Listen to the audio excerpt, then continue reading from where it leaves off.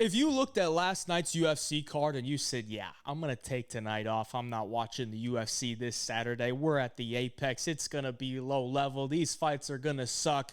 You missed out because we saw two banger fights, certified Apex classics. 2 fight of the night bonuses given out to Mateusz Rebecki, Chris Duncan, Esteban Ribovics, Elvis Brenner. 2 absolutely amazing fights back to back. We also had Tatsuro Taira getting it done in the main event. Overall, the fights were pretty dang good. So don't sleep on this week's UFC card back at the Apex. I don't know if it's going to deliver like it did last week, but I'd still think there are some possibilities that we could see some good fights this week. And of course, in the main event, we got Roman Dolidze taking on Anthony Fluffy Hernandez. Hernandez looks like the man that cannot be stopped. I don't know if there's another guy in the division that I would not want to be in there with for 5 rounds, let alone 3. You know, he could start to break you into 3 rounds, but 5 rounds, not a lot of guys are going to be wanting to hit that 3rd, 4th, and 5th round with Anthony Hernandez. We'll see if Roman Dolidze is up for that task. I'm going to go through every single one of the fights on this Saturday's UFC card. I'm going to give you my early thoughts, my early leans on all the matchups. I'll break them down. This is before all the tape study goes in.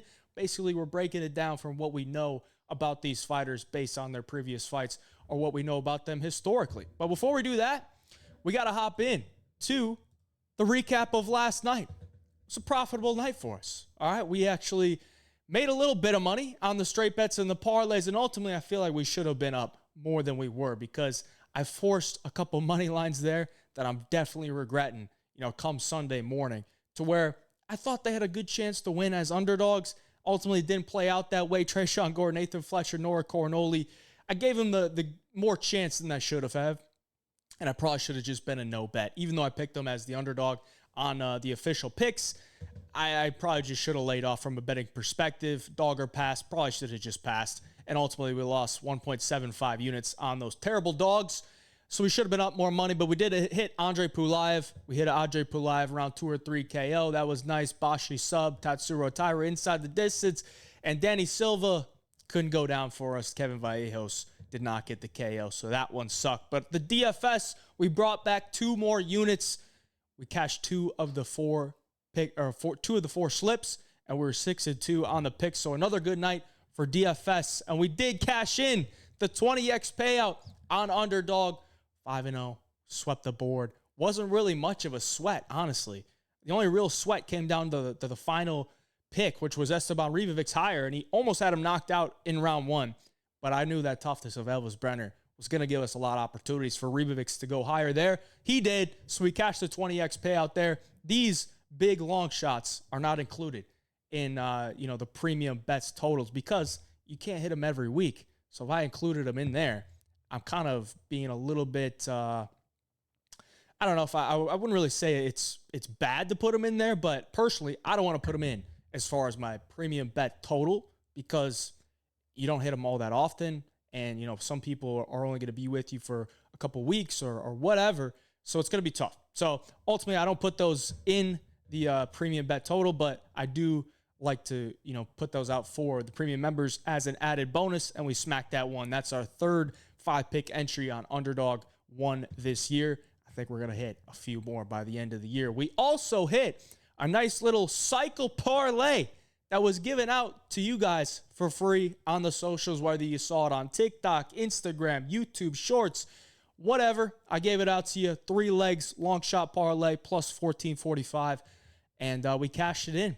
Pulaev KO, Rafael Esteban by decision, and Tatsuro Taira by submission. If only they were all that easy. So if you tailed that and you saw it on the socials, props to you, and we cashed in there nicely. But overall, on the bets that are tracked through the Home of Fight Picks winnable, in UFC Vegas 108, we were positive 2.17 units in net profit to improve our total to plus 44.47 units on the year. We are almost at our 2023 total, and we're working our way back to that 2024 total, which was up over 100 units. So we are slowly creeping our way there. If you want all the bets, jump in the Home of Fight Picks premium membership on Winnable. Use code HeyJive. You get a 5-day free trial there. And as always, I like to be transparent. So here are all the results. I believe if you count these up, there's 26 events in the UFC this year. and we've cashed or made profit in 17 of those 26. So been fairly consistent. Try to get another long winning streak back here like we were back in, what was that, March, April, somewhere around there. End of February, somewhere around there. But we cashed in 9 in a row, so let's get that streak going. And hopefully we can do that. Let's get into the fights, ladies and gentlemen. First fight of the night. It's going to be women's MMA, as always. Gabriela Fernandes comes in at minus 400. Yulia Stoliaranko comes in at plus 300. I'm looking at this one, man, and I'm like, yo, this should be a clear Gabriela Fernandes victory because she's just going to be way more physical than Yulia. Yulia is a girl that is pretty much armbar or bust. You look at almost all of her wins, they're by armbar. And I don't know that she's going to be able to get this fight to the ground. Now, the knock on Gabriela Fernandes is that her takedown defense hasn't always been that great, and that's where she got her 2 losses. She's 2-2 in the UFC. Her only losses were to Jasmine Jasudavicius, great wrestler, Teresa Bleda, great wrestler, and then her other wins are mostly strikers. You know, Carly Judice, good striker, and Kong Wang, good striker as well, and that was a huge upset, and she was losing the entire fight. She was losing the entire fight, getting smoked, and then Kong Wang got, a little bit overzealous and got a little bit too overconfident. She got clipped with a left hand, or a head kick, and then a left hand by Gabriela Fernandes, and ultimately she jumped on the back and choked her out. So a massive upset win for Fernandes in her last fight. Now she's coming in as a huge favorite, and it's a huge, huge step down in competition. So I expected her to be a big favorite here, and I think she should be able to get it done. As long as she stuffed the takedowns, I think she could probably finish Yulia Stoliaranko, because Stoliaranko is a terrible striker. Terrible striker. Her wrestling really isn't even that good as well. Really, when she came down to the 125-pound division, she was just a little bit more big, a little bit bigger than a lot of these girls. And when she faced Molly McCann, she was just way bigger. And Molly McCann, we know, can't really grapple that well. She is getting choked out left and right, tap into everything. So that was a good matchup for her. She got it done there as an underdog in London. But now she's at the Apex. Smaller cage might be good for her just to be able to close the distance, but I don't really think that's going to matter. I think Fernandes' physicality is going to be able to, help her stuff those takedowns up against the cage, dig the underhooks, then get back to the strike, and I think she could probably finish her. So Gabriela Fernandes is going to be the early pick this week. I think she could probably get it done inside the distance. Moving up, Uros Medic coming in as a big favorite as well. We got a lot of big favorites on this card, so, probably going to be pretty chalky. I mean, last night at the Apex, there was only 2 underdogs that came through. This one could be another one, but you never know. With these lower level type of fights, some of these favorites may not be the best fighters. They definitely got holes in their games. And the big hole in the game of Uros Medic is going to be the ground game. I mean, the guy does not have much of a ground game. If you get him on the ground, that's where you're going to have most of your success. And in his last fight, he got knocked out. He got knocked out by Punahele Soriano. And Soriano does carry some big power, but the way that he went down, it didn't really look that great. I think Punahele has a great left hand and a big, powerful left hand, and he caught him with it. But the way that he went down, it was like, okay, I mean, the chin might not be the greatest for Medic now. I mean, he's 32. He's one of these Alaskan FC guys that came down towards the normal United States. I mean, Alaska's part of the United States, but it's not really part of the United States. It's way out of everything else in the United States. I believe he trains in California now. And, he's a solid striker, fast, pretty good power, southpaw, good left hand down the middle, good body kick, good head kick. And he moves pretty well in the octagon. And I think he's probably going to have enough to beat Gilbert Urbina here, who I don't think has much of a game. I think he's kind of a guy that wants to push a pace on you, kind of outwork you. He was a middleweight that came down to welterweight. And once he did, found some success in his first fight. But then in his last fight against Charles Racky, he was just getting touched up. He was allergic to that left hand, and he just got caught and knocked out in round 1. I think that could be what happens here, man. I think Medic is probably just too good of a striker for Urbina to deal with him. But if Urbina can get his game going and close that distance, then the tides could turn real quickly. So minus 350 on Medic, it's like it's kind of KO 1 or 2 or bust. Because if this fight, extends into the second and the third, Urbina's probably going to be having some success here. And that probably means that his wrestling game is getting going. And I could see, possible Urbina, late submission or a decision. But I think Medic is probably just too good of a striker, too powerful, too fast. I think he probably knocks him out. So I'll take Uros Medic for the early pick. Chalk is a little bit sketchy in my opinion. Go to some more women's MMA. We got two of my favorite women's MMA fighters. And when I say my favorite, I mean like at the very low level. Jocelyn Edwards. I like this girl, man. I think she's improving her game. She's 29. I think she's from Panama, which is like the place that nobody is from in the UFC. I think she's the only Panama fighter, but I don't know how she made it to the UFC, but she is improving.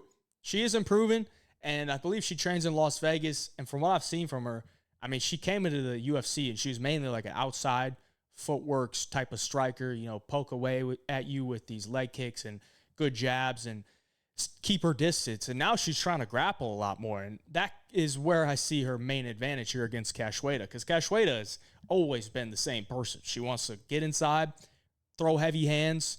She'll take whatever you got getting thrown at her, and she's going to try to walk through it and land her big shots. And she's coming off a big knockout in her last time against Josiane Nunes, that vicious uppercut. I mean, when you watch that fight, it's just hilarious to watch those two girls fight. I mean, they're just literally slugging it out. No regard for, their own health for what's coming back at them. And I think Cachoeira just had more power. She looked huge at 135. She was fighting at 125 for a while, and once she went up to 135, she actually looked like bigger than a lot of these girls. Granted, she's facing Josiane Nunes, who's pretty small for 135, but coming in here, I think Jocelyn Edwards is going to be the much better fighter overall, and I think she's going to be able to take this fight to the ground and do her work there, because Cachoeira's ground game is just not good. It's just not good, and at 36, it's not getting better. So I think Jocelyn Edwards is going to be able to get this one done. I think she can drag her down to the ground, and I think she could probably submit her as well. So, I mean, this might be another women's finish that we see, under 2.5. I think Cachoeira can knock out a lot of girls. I just don't know that Jocelyn Edwards is going to be a willing dance partner to stand in the pocket and like trade with Priscilla Cachoeira. I think she's probably going to be, staying to the outside, poking away, waiting for her entries, waiting for Cachoeira to overswing, duck under, grab a holder, drag her down to the ground, look for that jiu-jitsu, and try to submit her. So I'll take Jocelyn Edwards here, another favorite for the early pick. We got Elijah Smith coming in here as another massive favorite, minus 500. I'm ditching the Zin. It fell on the ground. That's gross. I'll probably forget about it, and something bad will happen. But Toshiomi Kazama comes in as the underdog here, and I don't think this guy's UFC level. I mean, just an absolute meme submission he had his last time out against Charalampos Gregorio, who is a terrible fighter. I mean, Charalampos had every reason to knock this guy out, and he almost did. And then he gassed out, and Kazama caught him in like a triangle. Yeah, triangle choke, I think it was, from his back. He's not going to do that here against Elijah Smith. I mean, Kazama's good on the mat, but I mean, Elijah Smith just fought Vince Morales, who's also very good on the mat and has a lot more experience at a very high level, and he beat him. I actually bet against Elijah Smith in his last fight. I thought, him being this young, facing a guy that has that much experience in the UFC, probably wasn't going to, I didn't think he was going to run away with the fight, and Morales was like a plus 180 underdog, somewhere around there. So I bet on Morales, and I thought Morales would be able to outwork him, get to his positions on the ground, and hold him there. But Elijah Smith showed me some real grit. Some real grit, for one. For two, some good skills at stuffing the takedowns, getting out of these scrambles, because Vince Morales loves to force scrambles and win positions that way. And he was able to not just win the positions, but get out of the positions and get back to what he was doing well, which was in the striking, popping the jab out there, 1-2s, super fast hands. Elijah Smith, I believe, is a football athlete, so he's a good athlete. His father was in the UFC. He's a big favorite here. I think he should get it done. He's still 22. He's got to be improving. I don't think he's been in the martial arts game for that long, so I think he's going to continue to make strides in his MMA game, and I think he probably finds a finish here against Kazama. I mean, Kazama really has not much to offer on the feet, so if he's stuck with Elijah Smith should be able to get this one done inside the distance. I'll take Elijah Smith for the early pick, probably by knockout. Go to another lower level with some lacking experience. Julius Walker comes in a minus 600. Again, another, green guy at minus, Elijah Smith was minus 500. Julius Walker's minus 600. So this is going to be a little sketchy. but he's going up against Rafael Cerqueira. And I don't know why, but I've seen some things in Rafael Cerqueira that have led me to put US dollars on him to win fights in the UFC. And there's just no way that I could do that ever again. His 2 fights in the UFC have just gone absolutely terrible. He gets knocked out by Ibo Aslan in less than a minute. That has no offense for him. And when he gets hit, he just shells up. Against Bukauskas, same thing. He's literally just putting himself back up against the cage. He's throwing leg kicks. And then when these guys close the distance and let their hands go, he just shells up. He just shells up. So I don't think this guy's very good. He's 35. He's 35. I believe he was fighting in this one promotion in Brazil that I think his coach or his manager owns. And so he was basically just fighting cans. And they brought him into the UFC, and he's just been nothing. He's done absolutely nothing. And Julius Walker is green in the sport, but you got to give him some credit. Like, his UFC debut was against Alonzo Menefield. Alonzo Menefield is a very experienced UFC fighter that has some pretty dang good wins. And he went toe-to-toe with him. He took everything Alonzo threw at him and obviously had an argument to win the fight. So this is a huge step down in competition for Julius Walker. And I understand why he's a big favorite here. I think he should be able to win this fight, if not just knock him out in the first round like everybody else has. But there are, there's some questions because we haven't really seen Cerqueira's ground game in the UFC. Based on, his record, he has some submission skills. Julius Walker is mainly a wrestler. He wants to get you down to the ground. He's not that good of a striker. He wants to get you down to the ground and kind of be physical with you on the ground, but I don't think he's had, that many years in training his ground game. So if he does get to the ground with Cerqueira, and Cerqueira does have, some great black belt that we haven't seen before, then things could get a little bit dicey for him. But I just, I got to go with Julius Walker here, okay? I'm not going with Rafael Cerqueira again. I'm not doing it. I can't do it to myself. So Julius Walker is going to be the early pick. I think he should probably get it done. Honestly, his striking is not good, but it might be enough to knock out Rafael Cerqueira. All right, before we get into the main card, we'll remind you, if you want all the bets, jump in the Home of Fight Picks Premium membership. As you can see on the screen below, we got some events coming up. Obviously, this Saturday is the card we're breaking down. And then we got Dana White Contender Series starting next Tuesday, August 12th. Dana White Contender Series. I will have breakdowns for those here on the Hey Job Picks YouTube channel. So make sure you check those out. And I'll also have bets for them that you can get in the Home of Fight Picks winnable. And then we got UFC 319 on August 16th. Duplessis versus Chimaev. As you could see, Team DDP, baby. Let's go. Let's go. I can't go against my boy. But if you want all the bets, we got some great events coming up. Jump in the Home of Fight Picks Premium membership. That's where you're going to get all the bets. Use code HeyJive to get a 5-day free trial. Link down in the description below. And if you need a sports book, hop on Wager Attack because it's available in all 50 states. Get a 200% free play bonus when you deposit, and you'll get a 10% cash bonus on crypto. They got thousands of props to sift through. They also have those exact submission props if you're into that. So they got, Julius Walker by Flying Triangle or whatever, Julius Walker by Gogo Plata, whatever. They got all those, they got the crazy odds. So basically, I think the only other place that you could do it is like BetMGM, but Wager Attack has them, and it's available in all 50 states. So if you're into that, go check it out. Link down in the description below. Use code HeyJive to get that 200% free play bonus. Back to the fights. Hernandez coming in here as the underdog against Christian Leroy Duncan, another minus 600 favorite. And I kind of agree, but, Hernandez, he's 38. He's been picking up a couple wins against some older guys, Jamie Pickett, Chris Weidman. But I think he takes pretty good care of himself. I actually saw him when I was in Atlanta for UFC Atlanta. He was there, repping the Bama stuff. This guy's done well with his career. He was a football player at Alabama, obviously made the transition to MMA and all that stuff. But he's had a good UFC career, man. I mean, he's probably made a good amount of money. I believe he's using that money to invest in stuff. So he set himself up pretty well.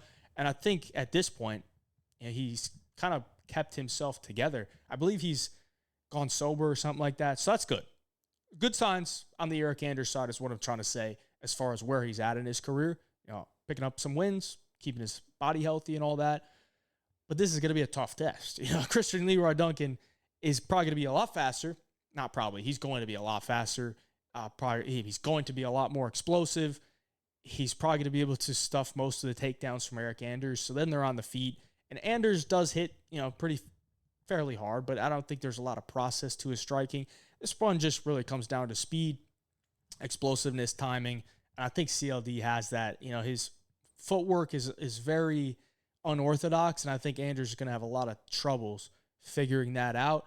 And CLD is pretty good in the clinch as well. I mean, the way he did Pulive in the clinch, I think he could match Eric Anders' physicality here. If Eric Anders gets him up against the cage, I think CLD is probably going to be able to reverse it. He's got great elbows in the clinch, great knees. I think he can maybe even find a finish here as well. So CLD, going to be the early pick. He was one of these hyped up guys from England when he came into the UFC. Kind of smelled through that. I bet on Petrosian against him. But I think as he progresses in the UFC, he'll just keep getting better and better and better. And I think this is a matchup that favors him a good amount just because Eric Anders is a little bit slow at this point in his career. And I don't really see Eric Anders just taking him down, top timing him for a long period of the fight. So CLD, going to be the early pick this week. Miles Johns coming in here against Gene Matsumoto. Gene Matsumoto coming off the loss, his first career loss to Rob Font, where I picked Rob Font. And it was a very close fight. Some people think that Gene Matsumoto should have got his hand raised, but he took it on short notice, and it was a big step up in competition. So, I don't think that's a bad look on him by any means to go in there and go to a close fight with Rob Font. Miles Johns, on the other hand, he's always been this guy that I think, I don't want to say he overachieved, but he just has a very simple style, and some guys are willing to go around that style, and some guys aren't. He's a strong wrestler who I don't think has the best takedowns, but he's very physical, and he does hit pretty hard. So, you got to give him that. Like, he's physical. His striking is a little bit clunky, but it looks like when the guys get hit by him, they don't want to strike with him anymore, and then they'll try to take him down or clinch with him, and then they're in bad spots. Like, you're probably not going to take him down, and when you're in the clinch with him, like, you're not really doing anything with the clinch either. G Matsumoto is going to be a way more skilled fighter here, in my opinion. Better striker, better jiu-jitsu player. Probably not the better wrestler, but he did show pretty good wrestling against Rob Font. But you got to take that with a grain of salt. Rob Font's takedown defense is pretty dang bad. But he was able to get back up from those positions, and then he got outstruck by Rob Font, and that's how he lost. I think G Matsumoto's probably going to be able to win a decision here. I don't know that he finishes Miles Johns. Miles Johns is not a guy that really takes a lot of risks in there, and I don't think G Matsumoto has the biggest power. So I think Gene probably wins a decision here just based on volume, outworking Miles Johns. We saw Felipe Lima do a similar thing to him where, he's just being a little bit more active on the feet, trying to mix in some takedowns if they're there. If not, just stay at range, and that's not where Miles Johns wants to be. Miles Johns is not very good at range. He's kind of a counter striker that's waiting for you to come in and then hit you with big shots and then kind of back away. I think Matsumoto is going to be too fast. I think he'll probably be in and out, ripping leg kicks, and I think Miles Johns is going to be a little bit too behind as the fight goes on. So I'll take G Matsumoto for the early pick, but minus 275 is a little bit, that's where it gets a little bit dicey because Miles Johns does tend to fight to fairly close decisions, even when he's losing them, but I think Gene probably got enough here to get the victory, so I'll take him. Moving on, Andre Fili taking on Christian C-Rod Rodriguez. The prospect killer himself is not getting a prospect. He is getting a vet, and when he's faced these vets, he has not done well. He's not done well. His only losses in the UFC are Jonathan Pierce, Julian Erosa, and last time out against Melky Costa. And, C-Rod, he's very good at defending the takedowns and being scrambly and dealing with these wrestlers, but it seems like when he's in a fight with guys that aren't just going to take him down, he struggles to separate himself. He has good striking. He has really good striking, but he also finds himself in these spots where I think the fight IQ is I don't want to say it's bad, but there are some question marks to it. Andre Fili, on the other hand, 35, coming off the loss to Melky Costa as well, where he quite literally shot a takedown towards the end of round one, had his head in the guillotine, got it out of the guillotine, and then stuck it back in the guillotine, and then he tapped. So that's not good. And these guys from Team Alpha Male, where, they have supposedly, the best guillotines, the best guillotine defense. And that was not a good look. Fili's obviously, kind of a fan favorite. He's one of these funny guys. His style is a little bit clunky. He's kind of one of these longer guys that doesn't really use it that well, but he likes to rip a lot of kicks to the body, likes to rip a lot of kicks to the legs. He'll go upstairs with the head kick. His hands are mostly 1-2s, try to keep him straight and long. He can get caught on the feet. He's been chinned a couple times. Joanderson Brito got him. Dan Ige got him. I don't think Christian Rodriguez is going to knock him out, but I do think Christian Rodriguez can find the better of the striking here. And if the fight hits the ground, I think C-Rod probably has the better ground game as well. He's also younger, still improving. I mean, C-Rod's 27. He got into the UFC, and his UFC debut was Jonathan Pearson. He almost submitted him a couple times. So, I mean, I think C-Rod's probably got enough here to beat Andre Fili. I just don't know how much Andre has left to give the game. And when you're giving him these younger guys that are improving, that have a good overall game, I'm not going to give him much of a chance. But, Fili is dangerous. He can hurt you with these weird, unorthodox shots. I just think Christian Rodriguez is going to be able to take those and keep moving forward. So, C-Rod, going to be the early pick here. Minus 220 is a little bit sketchy because C-Rod's not really a guy that I would want to play at chalk because it seems like he fights to the level of his competition sometimes as well. But he'll be the early pick nonetheless. Women's MMA, Angela Hill back at the Apex. Gotta love Angie Hill, man. I'm never going to say anything too bad about Angela Hill, except, the scorecards are usually never in her favor. But I do respect her, man. She's 40. She's 13-14 in the UFC. And she does go to competitive decisions with a lot of these girls, man. Like, whether it's Amanda Lemos, who fought for a title, or whoever. Like, she's fighting these girls and not looking out of place. And at 40 years of age, I think she's in great shape. I don't really see her slowing down. She's still fast. She's still long. I think she's stronger. I think her takedowns are getting better as she, ages. So that's good. She's still improving. She's always in good shape. Always got 15 minutes of cardio. Yasmin Lucindo, on the other hand, coming off the loss to Amanda Lemos, where I saw it coming from a mile away. It played out perfectly.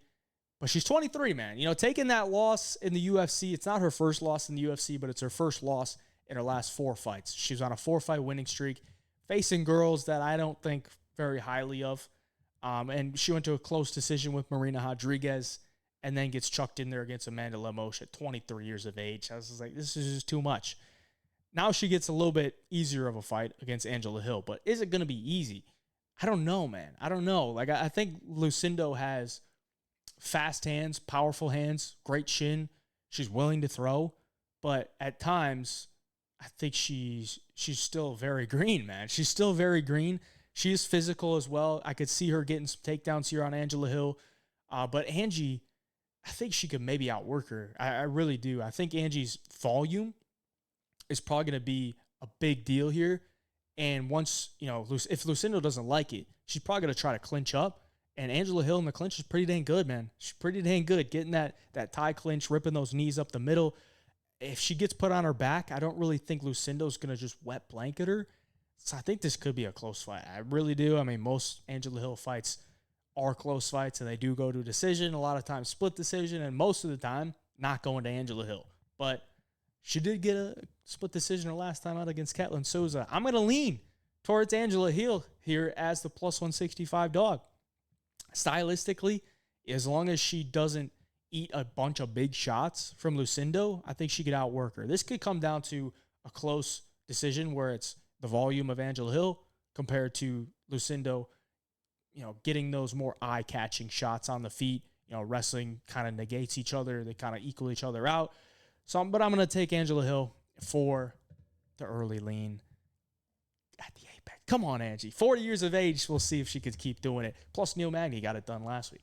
Steve Erceg taking on Ode Osbourne. Obviously, Hyung-Sung Park was supposed to fight Erceg this week. He filled in for Albazi last week. So in steps Ode Osbourne, who is a Las Vegas local nowadays.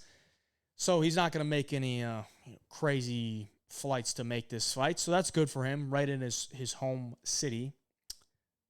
But it's a tough test. It's a very tough test because even though Steve Erceg is on a 3-fight losing streak, he's losing to Pantoja. He's losing to Kai Kara-France. He's losing to Brandon Moreno.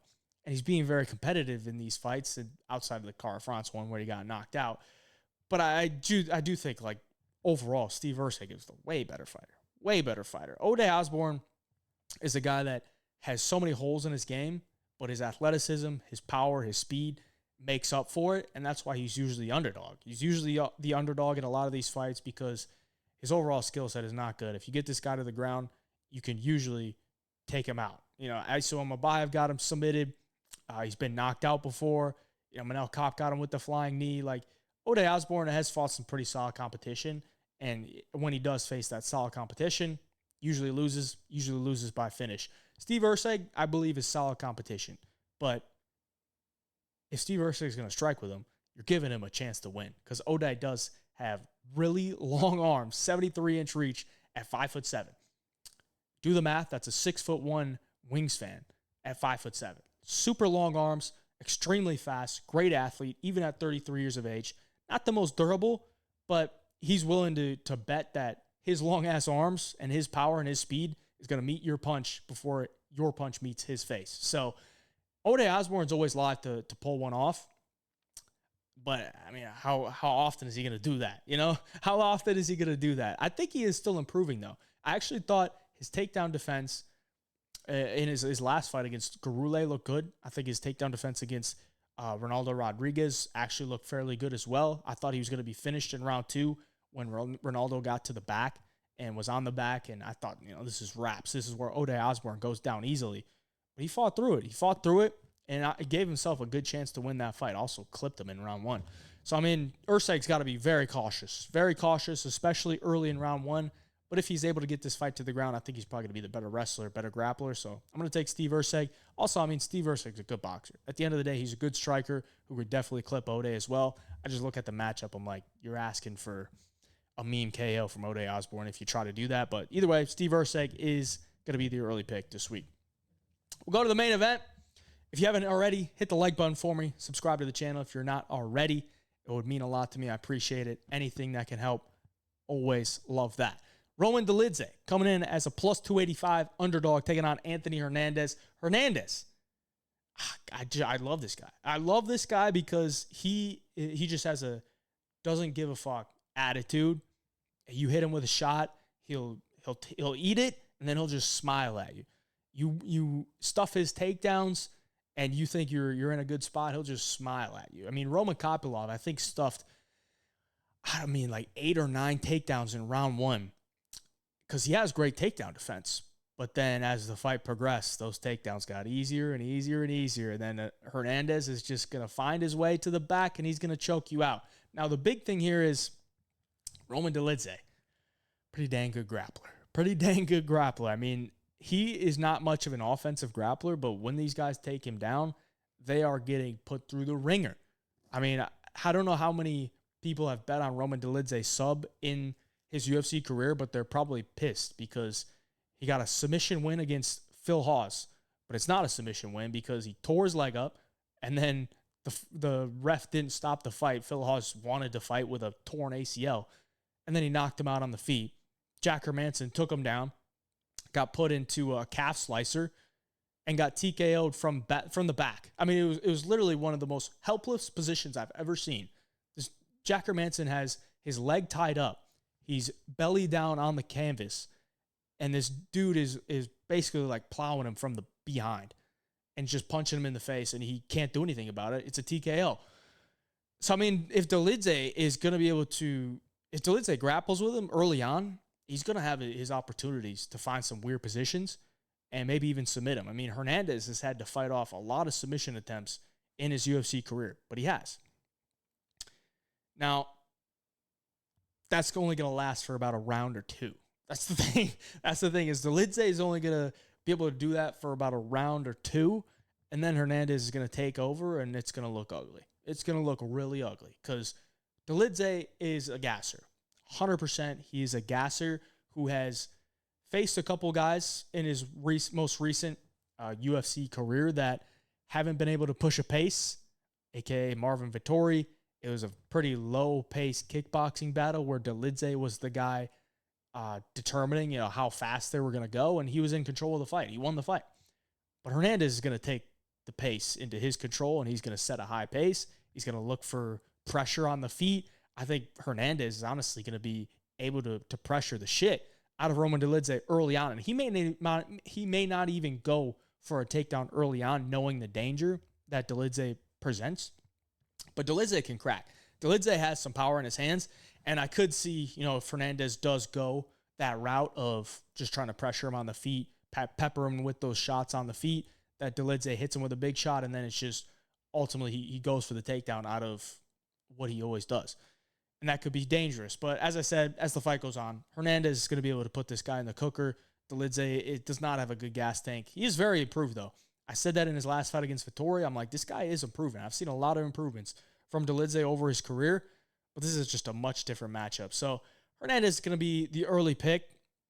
Would I lay the minus 550 or 350? I don't know, because you're probably going to get a better live betting spot, but Hernandez inside the distance or something like that, or the fight doesn't go, something like that. But we're not talking bets here. We're just talking early picks. I'm just spitting out stuff. But I think Hernandez is going to be able to put this guy in the cooker after round 1 or 2 and continue his win streak. And we'll see, how far that will take him. But Dolidze definitely going to be live for the early finish. I just got to go Hernandez. Better cardio, and cardio wins fights, man. Cardio wins fights. I appreciate y'all for watching. Like the video for me again. Subscribe to the channel. And if you want all the bets, jump on the Homo Fight Picks premium membership. Use code HeyJive. Get that 5-day free trial. I'll have the DFS play sent out to you guys probably on Monday. We'll see. And then, the bets continue. We got Contender Series next week. Can't wait for that. Going to have the videos for you guys here on YouTube. And then we'll have the bets as well. Appreciate y'all. Until next time, HeyJive Picks.